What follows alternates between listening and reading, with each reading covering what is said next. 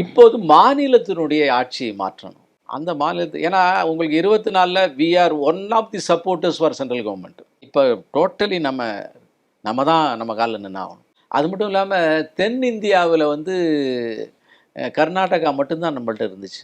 கர்நாடகமே இப்போ ஆப்போசிஷன். தென்னிந்தியாவில் தமிழ்நாடு கேரளாவை நம்ம உடைக்கவே முடியாதுங்கிற சூழ்நிலை. ஏன்னா இங்கே அந்த மாதிரியான அரசியல் சூழ்நிலை. கேரளாவில் வந்து வேரியஸ் அதர் பொலிட்டிக்கல் காம்பினேஷன்ஸ். இப்போ தமிழ்நாட்டில் உடைக்க முடியும், மாற்ற முடியுங்கிற சூழ்நிலை உருவாகிருக்கு. அதனால் இந்த சூழ்நிலையில் வெற்றியை பெற்றாக வேண்டும், இந்த ஆட்சியை அகற்றியாக வேண்டும். இதுதான் சரியான சந்தர்ப்பம். இந்த சந்தர்ப்பத்தை பயன்படுத்தாவிட்டால் பின்னால் நம்ம அந்த மாதிரி ஒரு சந்தர்ப்பம் அமையுமா என்பது அன்பிரெடிக்டபிள்.